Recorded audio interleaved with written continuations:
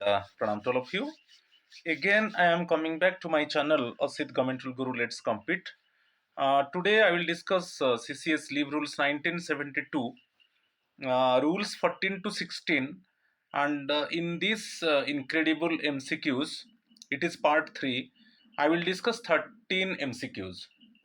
It is incredible MCQs part 3 related to the CCS Leave Rules 1972, Rules 14 to 16. I will explain rules 14 to 16 and then 13 MCQs. So definitely the session would be interesting one. Till end, listen the video. You get complete information about the rules 14 to 16 of CCS Leave Rules 1972.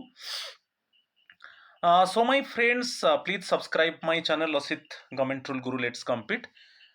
Please subscribe my channel, like my channel and share my channel so that you can get notification, and your friends also they get notification.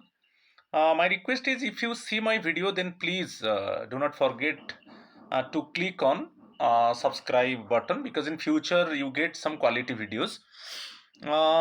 So you see, if any queries there, you join my WhatsApp number. It is 8327782034. If any doubt is there, you contact with me and clear your doubt.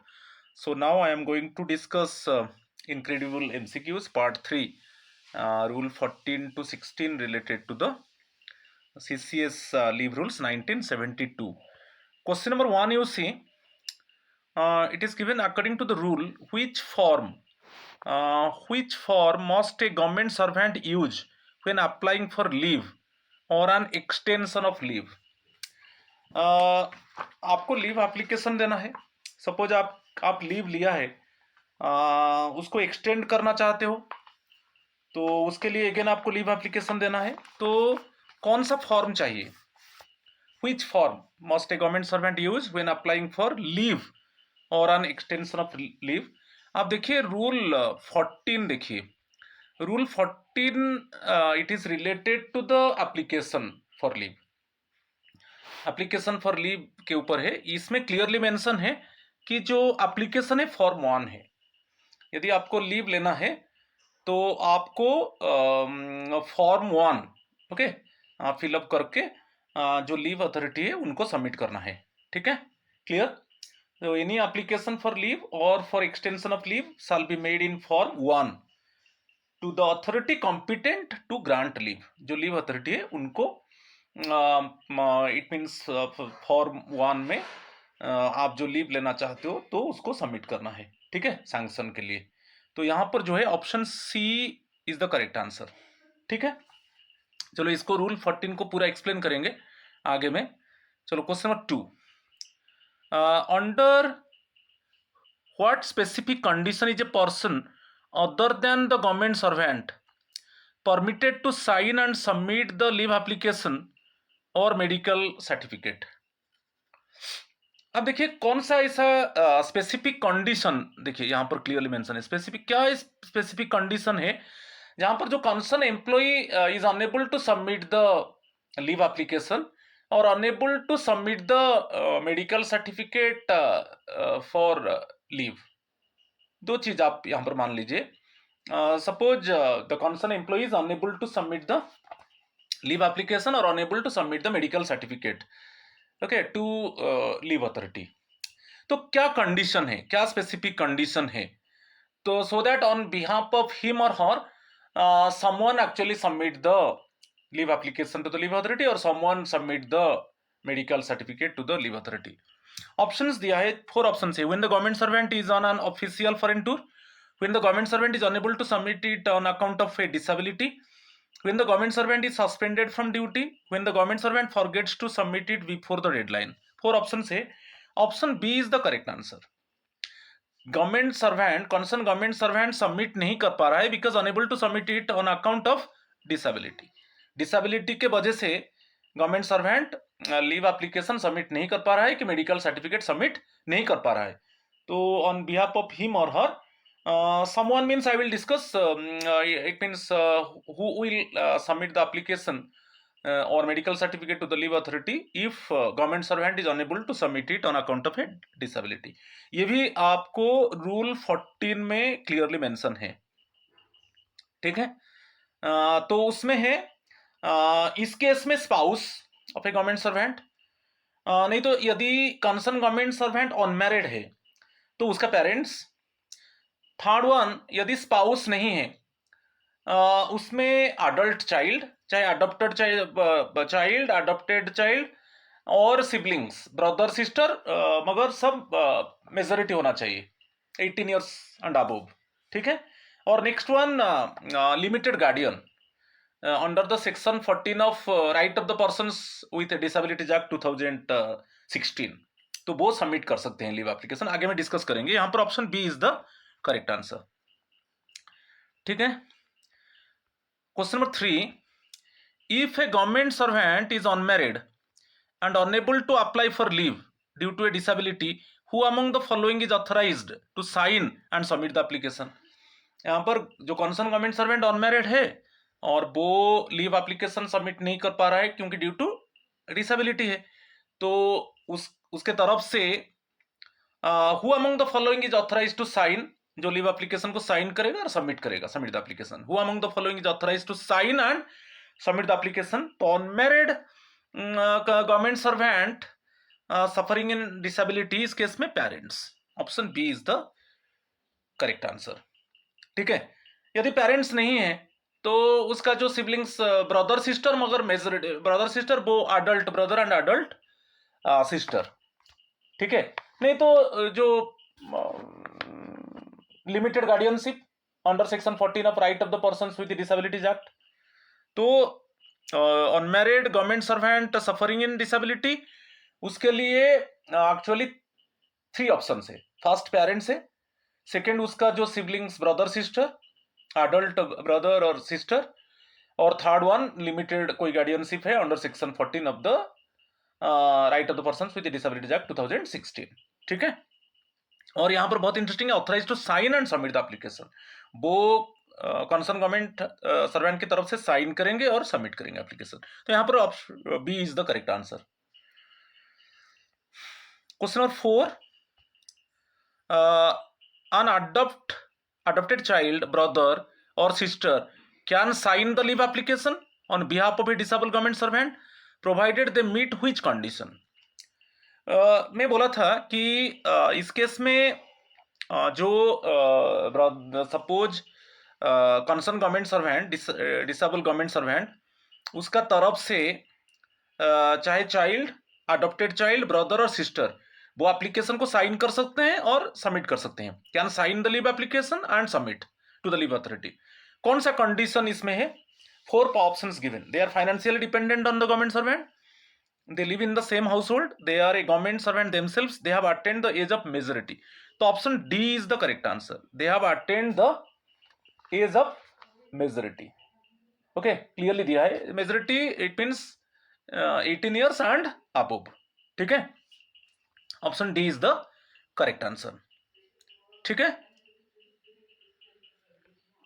Question number 5, a limited guardian assigned under which act is legally recognized to submit the leave application on behalf of the disabled government servant? तो मैं बताया था disabled government servant के लिए limited guardian भी, वो भी sign कर सकता है, लीव एप्लीकेशन को सबमिट कर सकता है। तो ये कौन सा एक्ट में?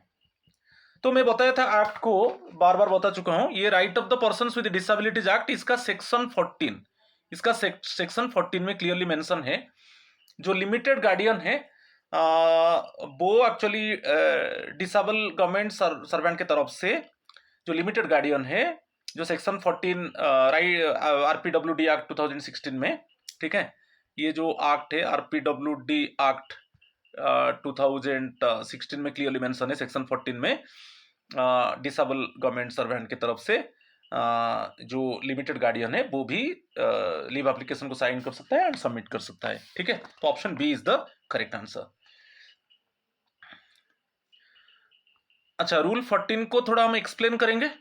Rule 14 of CCS leave rules 1972, देखिए रूल 14 का rule position, application for leave, ठीक है। तो उसमें देख लीजिए यहाँ पर दिया है एप्लीकेशन फॉर लीव। तो नॉर्मल रूल है, एवरी एप्लीकेशन फॉर लीव और extension of leave must be submitted in form 1। मैं बताया था यदि आपको लीव एप्लीकेशन देना है तो फॉर्म 1 है, तो it means by using the form 1 you can submit the leave application और एक्सटेंशन ऑफ लीव। तो जो एप्लीकेशन होता है वो फॉर्म 1 है, ठीक है। It should be send to the authority, इसको हम सबमिट करेंगे to the authority competent to grant leave, ठीक है, लीव सैंक्शनिंग अथॉरिटी, ठीक है। अच्छा, स्पेशल प्रोविजन है, special provision for persons with disabilities. Special provision से if a government servant can not sign, यदि कोई डिसेबिलिटी के वजह से गवर्नमेंट सर्वेंट साइन नहीं कर पा रहा है लीव एप्लीकेशन और सबमिट नहीं कर पा रहा है, और सबमिट द लीव एप्लीकेशन और medical certificate due to disability, तो another eligible person may do it to the employee's behalf. इसमें क्लियरली मेंशन है, जो यदि डिसेबल गवर्नमेंट सर्वेंट वो लीव एप्लीकेशन को साइन नहीं कर पाता है कि वो unable to submit the application to the leave authority, then on behalf of him another eligible person can sign it and submit to the leave authority, ठीक है। तो who can submit it, तो इस कंडीशन में उसके तरफ से कौन कौन सबमिट कर सकते हैं। ओके, यहाँ पर रूल पोजीशन भी दिया है। रूल 14A में स्पाउस है, हस्बैंड वाइफ फर्स्ट आता है, और 14B में unmarried government servant is unmarried, जो डिसेबल गवर्नमेंट सर्वेंट है वो अनमैरिड है, उसके तरफ से पेरेंट्स। थर्ड में 14C में है adult child including adopted child, brother और sister who has attained the age of majority 18 years और above, वो भी सबमिट कर सकते हैं। और 14D में a person appointed as a limited guardian under section 14 of the right of the persons with disabilities act 2016। तो ये चारों ऑप्शन है, तो चारों ऑप्शन को आप देखिए। फर्स्ट वन स्पाउस है, हस्बैंड और वाइफ। 14B में अनमैरिड डिसेबल गवर्नमेंट सर्वेंट के लिए पेरेंट्स है, और थर्ड वन पेरेंट्स नहीं है तो अडल्ट चाइल्ड और अडॉप्टेड चाइल्ड, ब्रदर सिस्टर, मगर who should attain the age of majority 18 years and above. और 14D में लिमिटेड गार्डियनशिप मिला है under section 14 of RPWD act 2016, वो भी कर सकते हैं। तो इसमें दो चीज याद रखना है, यदि डिसेबल गवर्नमेंट सर्वेंट साइन नहीं कर पा रहा है लीव एप्लीकेशन और सबमिट नहीं कर पा रहा है, तो ऑन बिहाफ ऑफ हिम, ठीक है, any other eligible person, eligible में बता दिया 14AB CD में, तो other eligible person they can sign it and submit to the leave authority, ठीक है। ये रूल 14 में क्लियरली मेंशन है, रूल पोजीशन पता चला, ठीक है। चलो नेक्स्ट चलेंगे क्वेश्चन नंबर 6। क्वेश्चन नंबर 6 में in general who is responsible for maintaining the leave account of a gazetted government servant. अच्छा, नॉर्मली गेजेटेड गवर्नमेंट सर्वेंट का लीव अकाउंट कौन मेंटेन कर रहा है, आप देखिए रूल पोजीशन में बता देता हूं। रूल 15, ठीक है, जो रूल 15 है उसमें क्लियरली मेंशन कर रहा है कि गेजेटेड गवर्नमेंट सर्वेंट का जो leave account, who is responsible for maintaining the leave account of a gazetted government servant, it is audit officer, ठीक है, समझ में आया। तो उसमें क्वेश्चन आप rule CCS leave rules 1972 rule 15 ये लीव अकाउंट के ऊपर है, तो उसमें क्लियरली मेंशन है कि for gazetted government servant who is responsible for maintaining the leave account, it is audit officer. अच्छा, आप बताएंगे कि यहाँ पर एक option B is the correct answer. अच्छा, जहां पर ऑडिट ऑफिसर अपॉइंटमेंट नहीं है, सपोज जो गेजेटेड गवर्नमेंट सर्वेंट उसका सैलरी डिस्पर्स कर रहा है head of the office, gazetted government servant का सैलरी डिस्पर्स कर रहा है हेड ऑफ द ऑफिस, तो उस केस में जो leave account actually responsible for maintaining the leave account वो हेड ऑफ द ऑफिस है, मगर जहां पर ऑडिट ऑफिसर है वो ऑडिट ऑफिसर है। ओके, गेजेटेड गवर्नमेंट सर्वेंट के लिए, नॉन गेजेटेड के लिए नहीं, गेजेटेड गवर्नमेंट सर्वेंट। मगर यहाँ पर you raise the question, suppose in the department where you are working, suppose audit officer is not available, ये तो अकाउंटेंट जनरल में होता है बेसिकली ऑडिट ऑफिसर। सपोज कोई डिपार्टमेंट में काम कर रहे हो, वहां पर ऑडिट ऑफिसर नहीं है, so for gazetted government servant who is responsible for maintaining the leave account, उस केस में क्या है उस केस में the head of the office, ठीक है, उस केस में the head of the office actually head of the office disperse the salary of the gazetted government servant. जहां पर head of the office actually disperse कर रहा है salary of the gazetted government servant, तो वहां पर actually head of the office is responsible for maintaining the leave account of a gazetted government servant. तो confusion नहीं होना है, मगर जनरल आता है तो ऑडिट ऑफिसर, ठीक है, option B is the correct answer. चलो इसको भी डिस्कस करेंगे आगे में। अच्छा, क्वेश्चन नंबर 7 देखिए, under what specific exception is the head of office required to maintain the leave account of a gazetted government servant. मैं अभी बताया था कि नॉर्मली जनरल जो रूल है, audit officer is responsible for maintaining the leave account of gazetted government servant. मगर जिस case में ऑडिट ऑफिसर नहीं है and head of the officer, exceptional case में head of the office disburse the salary of the gazetted government servant, तो उस case में who is responsible for maintaining the leave account of gazetted government servant? तो उस case में आप देखिए यहां पर जो ऑप्शन है, option A, when the gazetted officer is on probation, when the audit officer is on long leave, when the gazetted officer's pay and allowances are drawn and dispersed by the head of office, when the gazetted officer is transferred to a remote location। यहां पर option C is the correct answer. ठीक है, तो वही question number 7 जो पूछ रहा है कि under what specific exception is the head of office required to maintain the leave account of a gazetted government servant. ये एक्सेप्शनल केस में, जनरली गेजेटेड गवर्नमेंट सर्वेंट का जो लीव अकाउंट मेंटेन करता है वो ऑडिट ऑफिसर है, और exceptional case में कौन करेगा? तो जब गेजेटेड ऑफिसर्स का pay and allowances are drawn and disperse by the head of the office, then head of the office is responsible for maintaining the leave account.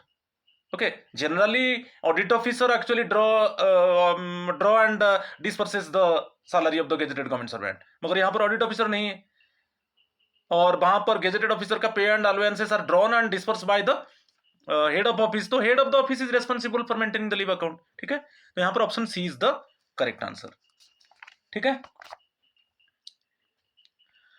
अच्छा, question number 8, Who is responsible for maintaining the leave account of a non-gazetted government servant? Gazetted तो हो गया, non-gazetted case में the head of the office. Okay, who is responsible for maintaining the leave account of a non-gazetted government servant? It is head of office or an officer authorized by him. Option C is the correct answer. ठीक है, तो gazetted के लिए, gazetted government servant के लिए generally audit officer, non gazetted government servant के लिए the head of the office और an officer authorised by him. और एक्सेप्शनल केस में for gazetted government servant, if audit officer is not available for gazetted government servant, the head of the office actually draws and disperse the salary, pays and allowances of the gazetted government servant, so head of the office is responsible for maintaining the leave account of the gazetted government servant। and यहाँ पर non gazetted case में generally head of the office disperse the salary of the non-gazetted government servants, and that the head of the office is responsible for maintaining the leave account। तो option C is the correct answer. ठीक है, question number 9 देखिए, according to CCS leave rules 1972, which standard form must be used to maintain a government servant's leave account? जैसे leave application form 1 था, आप जो leave application submit करते हैं leave authority को, वो फॉर्म 1 था, तो लीव अकाउंट मेंटेन होता है कि इतना EL बैलेंस है, कि इतना HPL बैलेंस है, एक लीव अकाउंट है। तो कौन सा फॉर्म है? वो फॉर्म 2 है। Option B is the correct answer. ठीक है, ठीक है, फॉर्म 2 लीव अकाउंट है। ओके, आपका जो बैलेंस होता है, जो डेबिट होगा, जब आप लीव ले लिए इतना डेबिट हो गया और इतना बैलेंस रहा, तो ये जो लीव अकाउंट मेंटेन होता है वो फॉर्म 2 में होता है। Option B is the correct answer. चलो रूल पोजीशन को देखेंगे। ये रूल 15 लीव अकाउंट के ऊपर है। तो ये leave account is the official record showing on leave balance, half पे बैलेंस, कितना EL बैलेंस है, कि HPL बैलेंस है, कितना लीव ले लिए, ओके, और कंसर्न ईयर में कितना लीव क्रेडिटेड है, लीव रिमेनिंग, तो it is maintain in form 2। Form 2 में मेंटेन होता है। ठीक है, क्लियर? तो ये बहुत इंपॉर्टेंट है, it is maintain in form 2, okay, leave account. अच्छा, next one, who maintains the leave account, ये इंपॉर्टेंट है। Who maintains the leave account? Gazetted government servant, normally the leave account is maintain by the audit officer. ये बहुत important है, gazetted government servant का, क्योंकि gazetted government servant case में audit officer actually draws and disperses the pays and allowances of the gazetted government servant.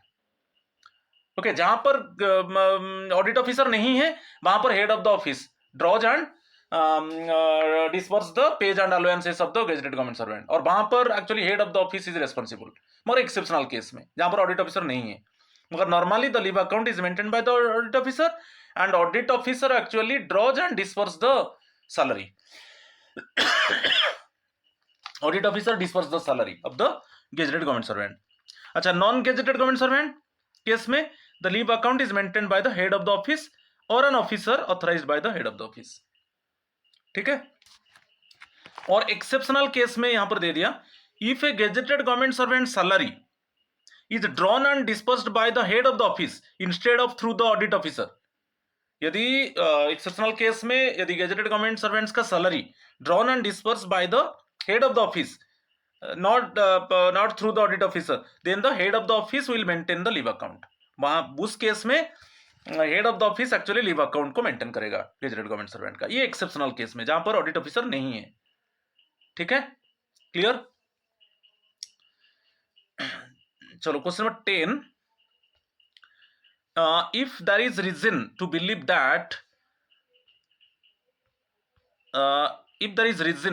that the official admissibility report will be unduly delayed, what is the maximum duration for which a provisional sanction of leave can be issued।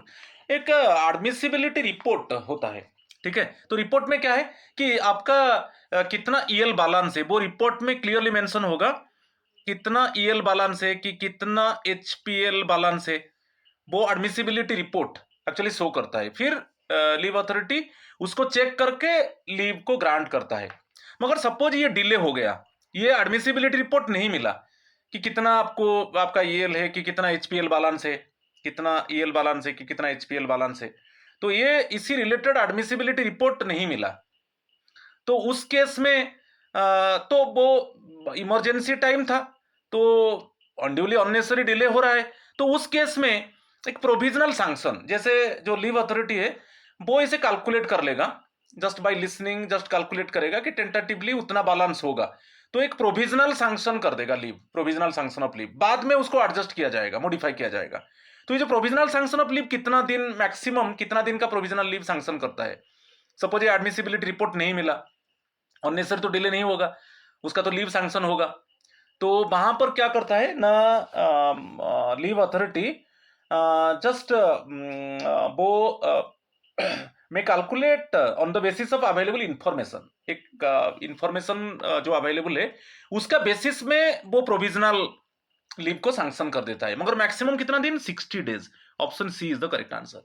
यहाँ पर admissibility report नहीं मिलेगा कि कितना EL balance है, HPL balance है, तो वो तो फॉर्म 1 जो leave application form clearly mention होगा कितना ईएल बैलेंस है कि इतना एचपीएल बैलेंस है, उसको चेक करके लीव ग्रांट करता है लीव अथॉरिटी। मगर वो एडमिसिबिलिटी रिपोर्ट नहीं मिला, तो अननेसेसरी डिले हो रहा है, तो इस केस में वो प्रोविजनल सैंक्शन कर देगा लीव, मगर मैक्सिमम 60 डेज प्रोविजनल सैंक्शन जो होगा लीव का। फिर बाद में उसको मॉडिफाई किया जाएगा जब एडमिसिबिलिटी रिपोर्ट मिलेगा। ठीक है, तो ये जो है ये बहुत इंपॉर्टेंट है। आप देखिए रूल पोजीशन में बता देता हूं, रूल 16, रूल पोजीशन रूल 16 उसका जो सबसेक्शन 2 है और सबसेक्शन ए है, ये रूल पोजीशन क्लियरली बता रहा है। ओके, यदि एडमिसिबिलिटी रिपोर्ट डिले हो रहा है, एडमिसिबिलिटी रिपोर्ट अभी लीव अथॉरिटी को नहीं मिला है, तो वहां पर leave authority provisional leave sanction करेगा। ठीक है, और maximum 60 days, not more than that. ये रूल पोजीशन देखिए 16 सबसेक्शन 2 सबसेक्शन ए। ठीक है, option C is the correct answer. चलो next one, question number 11, what actions can the department take if the final verification by the leave account maintaining authority differs from the provisional leave application। अच्छा, provisional application में क्या है, suppose provisional, यहां पर मैं कुछ example दे देता हूं। सपोज यहां पर आपको प्रोविजनल लीव, क्योंकि उस समय लीव एडमिसिबिलिटी रिपोर्ट नहीं मिला कि कितना आपका बैलेंस है, एक्चुअल कितना बैलेंस है, जो लीव अकाउंट को मेंटेन करता है वो नहीं दे पाया। आप समझ रहे कि नहीं, तो आपका प्रोविजनल लीव, सपोज आप 45 डेज सैंक्शन कर दिए प्रोविजनल लीव, लीव अथॉरिटी तो मैक्सिमम कितना दिन कर सकता है, 60 डेज, 45 डेज, मगर बाद में पता चला एक्चुअली बैलेंस है, सपोज ये प्रोविजनल लीव ईएल केस में बता रहा हूं, मगर बाद में पता चला कि ईएल जो बैलेंस है वो ईएल बैलेंस है 40 डेज है, एक्चुअली बैलेंस ईएल है, बाद में पता चला 40 डेज है, तो उसमें मॉडिफाई होगा।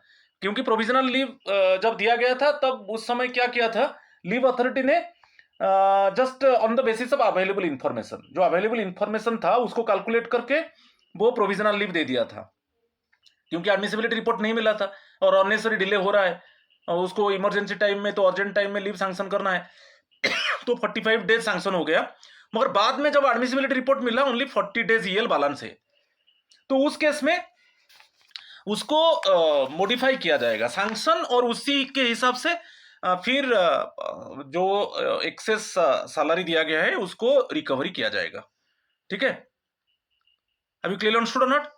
तो सैंक्शन को मॉडिफाई किया जाएगा और यदि यहां पर जैसे 5 डेज ज्यादा दे दिया गया तो इस केस में 5 डेज का तो फिर सैलरी को भी देखा जाएगा, क्योंकि लीव सैलरी 45 डेज जो ईएल सैंक्शन हो गया प्रोविजनल सैंक्शन, वहां पर लीव सैलरी मिल गया, मगर एक्चुअली ईएल कितना है 40 डेज है, उसके बाद मॉडिफाई होगा कि नहीं? तो 5 डेज का सैलरी क्या एक्सेस 5 डेज का सैलरी को रिकवर किया जाएगा जो लीव सैलरी आप लिया है, और सैंक्शन को मॉडिफाई किया जाएगा तो ये है। तो उस केस में आप ये क्लियरली मेंशन है कि रूल को बता देता हूं फर्स्ट। इसमें रूल पोजीशन में ये बता रहा है कि 16 okay rule 16 subsection 2 subsection B ये बोल रहा है। तो एक्चुअल जब एडमिसिबिलिटी रिपोर्ट मिलेगा तब जो प्रोविजनल लीव सैंक्शन हुआ था उसको सैंक्शन को मॉडिफाई किया जाएगा और यदि एक्सेस लीव सैलरी दिया है उसको रिकवर किया जाएगा। ठीक है, अच्छा यहां पर वही एक क्वेश्चन पूछा है कि what actions can the department take if the final verification by the leave account maintaining authority differs from the provisional leave application. तो इस केस में मॉडिफाइड सैंक्शन, ये option C, a modified sanction for the period of leave may be issued where necessary. ठीक है, option C is the correct answer. ठीक है, question number 12, in the case of a gazetted government servant who is authorized to issue a provisional leave salary slip for up to 60 days during a delay। अच्छा, gazetted government servant के लिए वैसा ही है, gazetted government servant के लिए suppose maximum कितना है, leave authority provisional leave sanction करता है 60 डेज, क्योंकि एडमिसिबिलिटी रिपोर्ट नहीं मिला। जो लीव अकाउंट मेंटेन करता है वो एडमिसिबिलिटी रिपोर्ट उसको देना है, मगर वो उसमें डिले हो रहा है, तो leave sanctioning authority maximum 60 days provisional leave sanction कर दिया गेजेटेड गवर्नमेंट सर्वेंट को। मगर उसमें केस में क्या है, सपोज मैं एक एग्जांपल देता हूं, प्रोविजनल लीव सैंक्शन हो गया, ठीक है, प्रोविजनल लीव सैंक्शन हो गया सपोज 50 डेज। क्लियर? जब प्रोविजनल लीव सैंक्शन हुआ उस केस में लीव अथॉरिटी ने अप्रोच करेगा ऑडिट ऑफिसर, क्योंकि ऑडिट ऑफिसर ही डिस्पर्स करता है सैलरी, तो जो लीव सैलरी, तो इस केस में क्या होगा, जो लीव सैंक्शनिंग अथॉरिटी वो रिक्वेस्ट करेगा ऑडिट ऑफिसर को कि आप एक provisional leave salary slip okay up to 60 days, क्योंकि मैक्सिमम जो प्रोविजनल लीव सैंक्शन करता है लीव अथॉरिटी 60 डेज का। सपोज यहां पर प्रोविजनल लीव मेरा एग्जांपल में 50 डेज सैंक्शन होगा कि लेस देन 60 है, और इस केस में इमीडिएटली लीव अथॉरिटी ने क्या करेगा, ऑडिट ऑफिसर को इन्फॉर्म करेगा कि प्रोविजनल लीव सैलरी स्लिप उसको रिलीज कर दिया जाए, इशू कर दिया जाए। तो उस वजह से क्या होगा, उसको लीव सैलरी टाइमली मिलेगा, उसमें डिले, लीव सैलरी में डिले नहीं होगा। तो आप क्वेश्चन पूछेंगे क्यों provisional leave salary slip actually issue होगा क्योंकि इस केस में क्या होता है, provisional leave 50 days provisional leave it means they दिया लीव अथॉरिटी ने, तो उस केस में वो ऑडिट ऑफिसर को अप्रोच करेगा कि provisional leave salary slip of 50 days issue कर दिया जाए। तो इस केस में क्या होगा, टाइमली गेजेटेड गवर्नमेंट सर्वेंट को टाइमली लीव सैलरी मिलेगा। ठीक है, तो यहां पर audit officer, actually gazetted government servant का जो सैलरी डिस्पर्स होता है ऑडिट ऑफिसर करता है। ठीक है, तो इसको भी डिस्कस करेंगे, मगर option B is the correct answer. Okay, in the case of a gazetted government servants who is authorised to issue a provisional leave salary slip for up to 60 days during a delay is the audit officer. Option B is the correct answer. अच्छा, आज का last question देखिए, why must an undertaking for recovery be taken from a government servant applying for leave preparatory to retirement और cash payment in leave of leave under rule 39। जो rule 39 है leave encashment है, जैसे आप superannuation time में maximum 300 EL encashment होगा, है कि नहीं? तो भाई रूल 39 जो है लीव एनकैशमेंट के ऊपर है कि एलटीसी आप ले रहे हो, आपका suppose 10 EL specific, suppose LTC time में आपको मैक्सिमम 10 ईएल भी आप एनकैश कर सकते हो, ठीक है। तो ये एनकैशमेंट के ऊपर है, रूल 39 लीव एनकैशमेंट के ऊपर है। तो उस केस में दिया है why must an undertaking for recovery be taken from a government servant applying for leave preparatory to retirement और cash payment in leave of leave under rule 39। तो उस केस में आपसे एक अंडरटेकिंग लिया जाता है, सपोज आपको एक्सेस लीव सैलरी दे दिया गया तो उसको रिकवरी किया जाएगा, इसके लिए एक अंडरटेकिंग लिया जाता है। क्योंकि लीव प्रिपेरेटरी टू रिटायरमेंट कितना 300 मैक्सिमम 300 ईएल, आप मैक्सिमम 300 ईएल एलपीआर के आकार में ले सकते हो, तो उस समय लीव सैलरी मिलेगा। यदि आपको एक्सेस पे कर दिया गया तो उसको रिकवरी किया जाएगा, ठीक नहीं, वही दिया है। What must an undertaking for recovery be taken from a government servant applying for leave prepare to retirement और cash payment in leave of leave under rule 39। जैसे मैं बताया था लीव एनकैशमेंट और एक है एलटीसी टाइम में आपको मैक्सिमम 10 ईएल आप लीव एनकैशमेंट कर सकते हो। तो एनकैशमेंट टाइम में यदि आपको एक्सेस लीव सैलरी दे दिया गया और बाद में पता चला कि एक्सेस दे दिया गया, उसको रिकवरी किया जाएगा, एक्सेस को, एक्सेस अमाउंट को, तो उसके लिए आपको अंडरटेकिंग देना है, ठीक है। तो इसमें आप चेक कर लीजिए options, to secure the recovery of any leave salary paid in excess, to ensure the employee does not join private service before retirement, to verify that the employee will not withdraw their retirement application, to calculate the exact income tax deductions। तो option A is the correct answer, to secure the recovery of any leave salary paid in excess, ठीक है। तो अभी rule 16 को, ये 13 questions था, rule 16 को भी हम अभी चेक करेंगे, ठीक है, एक्सप्लेन करेंगे अच्छे से, तब आपको क्लैरिटी मिलेगा रूल 16 के ऊपर। रूल 16 में verification of title to leave, 16 subsection 1 rule position important है, वेरिफिकेशन बिफोर ग्रांटिंग लीव। तो लीव अथॉरिटी लीव को ग्रांट व सैंक्शन करने से पहले वो चेक करेगा कि आपका कितना बैलेंस है। तो एडमिसिबिलिटी रिपोर्ट जो लीव अकाउंट को मेंटेन करता है, जो अकाउंटेंट है, कि जो गेजेटेड गवर्नमेंट सर्वेंट का ऑडिट ऑफिसर है, वो रिपोर्ट देगा admissibility report. Gazetted government servant का नॉर्मली ऑडिट ऑफिसर, और नॉन गेजेटेड का जो बेसिकली जो ऑफिसर है, जो अकाउंटेंट है, जिसको असाइन किया गया है लीव अकाउंट को मेंटेन करने के लिए, तो वो लीव अथॉरिटी को एडमिसिबिलिटी रिपोर्ट देगा कि इतना ईएल इतना बैलेंस है, कि एचपीएल इतना बैलेंस है, कि सीसीएल इतना बैलेंस है, चाइल्ड केयर लीव, ठीक है कि नहीं। तो verification before granting leave, before sanctioning leave the leave sanctioning authority must obtain a report from the authority maintaining the leave account. इसमें कंफर्म हो जाता है कि कितना कितना बैलेंस है, ईएल कितना बैलेंस है, एचपीएल कितना बैलेंस है, तो उसमें क्लियरली मेंशन वो रिपोर्ट से पता चलेगा। फिर लीव अथॉरिटी ने क्या करेगा, सैंक्शन करेगा लीव, ठीक है, जितना दिन का leave actually need by the concern government employee. ये रूल पोजीशन का रूल 16(1) सबसेक्शन 1। अच्छा, नेक्स्ट में देखिए रूल 16, ये रूल पोजीशन देखिए बहुत इंपॉर्टेंट है। Rule 16 subsection 2 subsection A, when verification is delayed, suppose ये जो एडमिसिबिलिटी रिपोर्ट डिले हो गया, ओके, तो वो टाइमली नहीं मिला, इफ गेटिंग द, यहां पर क्लियरली मेंशन है, if getting the leave verification report will take too long the competent authority need not keep the employee waiting. यदि जो एडमिसिबिलिटी रिपोर्ट बहुत टाइम हो गया नहीं मिला, सपोज थोड़ा डिले हो गया, तो उस केस में कॉम्पिटेंट अथॉरिटी तो वेट नहीं करेगा, कॉम्पिटेंट अथॉरिटी को सैंक्शन करना है, क्योंकि इसके लिए तो एम्प्लॉय को वो वेट नहीं कराएगा, क्योंकि एम्प्लॉय जो छुट्टी मांग रहा है वो सैंक्शन होने के बाद ही उसका जो एक्चुअली पर्पज है, जिसके पर्पज के लिए वो लीव ले रहा है, वो पर्पज को फुलफिल करने के लिए वो ट्राई करेगा कि कैसे उसका जो प्लानिंग करेगा।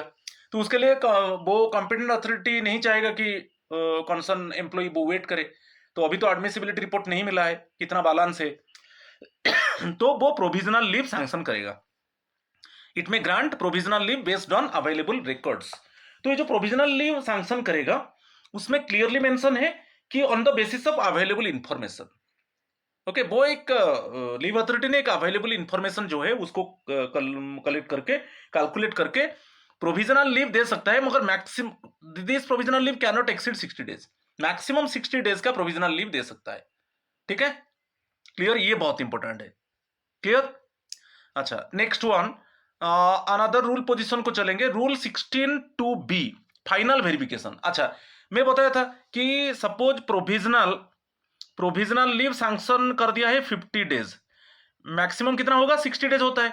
मगर बाद में पता चला, जब एडमिसिबिलिटी रिपोर्ट मिला तब पता चला कि सपोज मैं ईएल का बात बोल रहा हूं, सपोज ईएल पता चला ईएल बैलेंस है एक्चुअली 40 डेज, मगर प्रोविजनल लीव कितना सैंक्शन हो गया 50 डेज का सैंक्शन हो गया, मगर एक्चुअली बाद में पता चला कि बैलेंस कितना ईएल है ऑन लीव है 40 डेज है।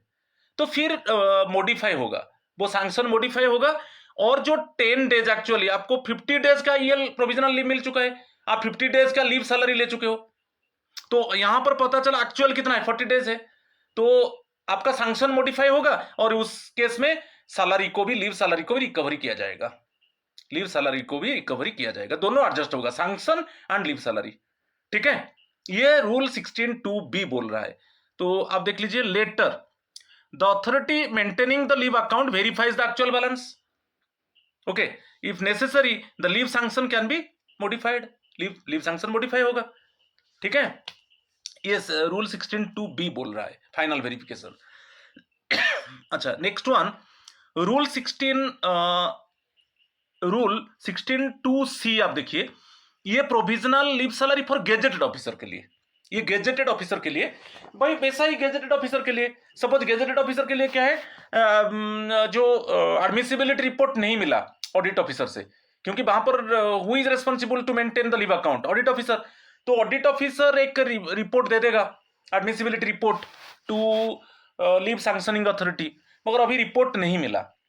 ठीक है, तो उस केस में प्रोविजनल लीव सैंक्शन हो गया, सपोज प्रोविजनल लीव सैंक्शन हो गया 50 डेज, मगर इस केस में जो लीव अथॉरिटी है वो एक्चुअली इसमें ऑडिट ऑफिसर को और ए ऑडिट ऑफिसर को वो बोलेगा कि आप इश्यू कर दो, इस केस में इश्यू कर दो आपको provisional salary slip, okay, provisional salary slip, okay, issue करने के लिए लीव अथॉरिटी ने इंस्ट्रक्ट कर देगा ऑडिट ऑफिसर को।